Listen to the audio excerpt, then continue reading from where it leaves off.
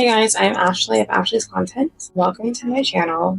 Before you conquer the world, you must first conquer your own self-doubt. I was just looking through my high school senior year yearbook, my high school senior year yearbook, my senior year yearbook of high school, whatever.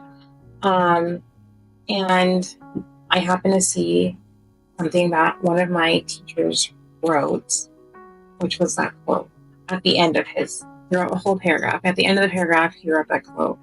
And back then, it didn't mean anything to me. I didn't really understand it, I guess. He obviously saw something in myself that I didn't even know was there. Now, looking at it, I understand why he wrote that in there. So, growing up, I did not have a lot of self-confidence. I didn't know like what I wanted to do like in life in general. Like I would join sports just because somebody else was doing it. I would take classes just because somebody else was doing them. I guess I was like a little bit of a follower. Also, not all the time, but sometimes.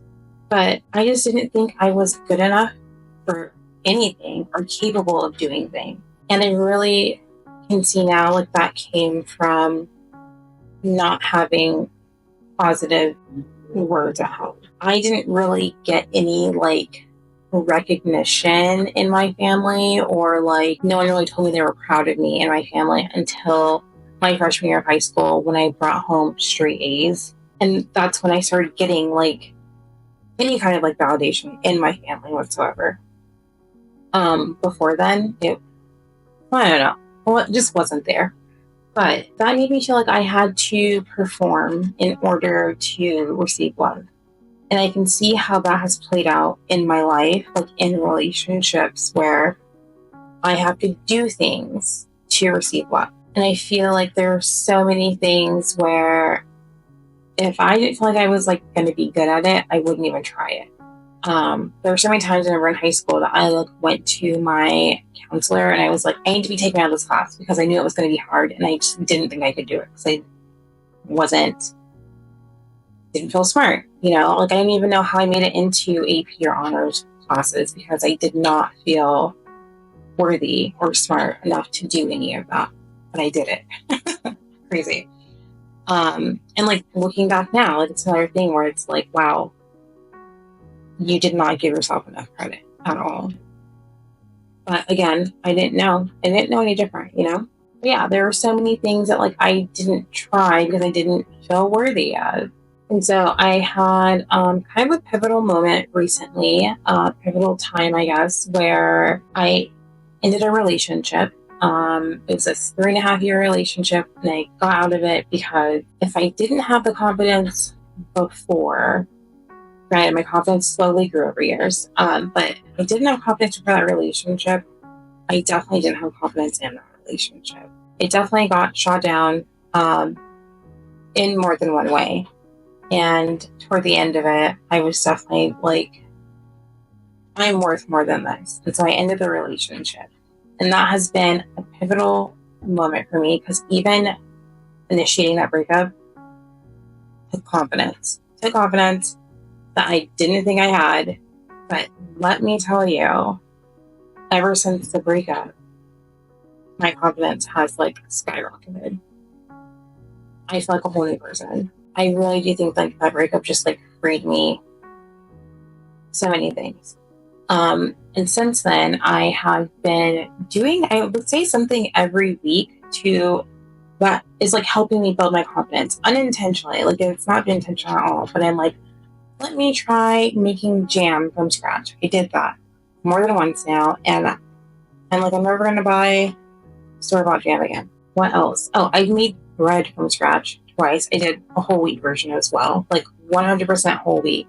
And the bread I made came out beautiful and it tasted good. And it's just like, I just feel like a whole new person. It's so crazy. It's so crazy. But like, yes, like since that breakup, my confidence has skyrocketed.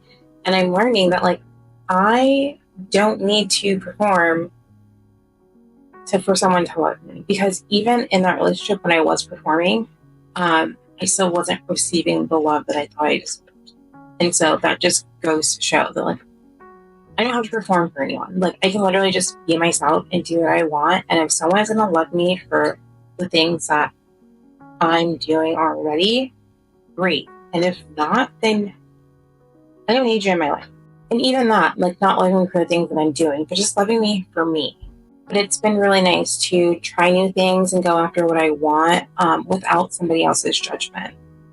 Literally posting videos on YouTube. Like, I wanted to do that for so long, but didn't because I didn't want someone else's judgment. I didn't want there to be an argument. And it really did just put me in like a crazy headspace that like just shot me. One thing I will say is conquering my self-doubt doesn't mean I'm fearless in every aspect of life. It's not what it is. I'm just showing myself that I can show up for myself when I need to. During scary moments, during hard moments, and showing up for myself. And that is helping me build my confidence as well. And it's been pretty amazing. And I'm learning that the world will always have opinions. Always. They'll always be there. But the only opinion that really matters is mine. And my opinion needs to be the loudest in my head and not anyone else's. And one thing I'm still working on is that like my opinion or my voice needs to just speak love and life into me. And so this is my message to everyone. Before you go out and conquer the world, conquer yourself, because you're worth it and you're capable of doing more than you can ever imagine.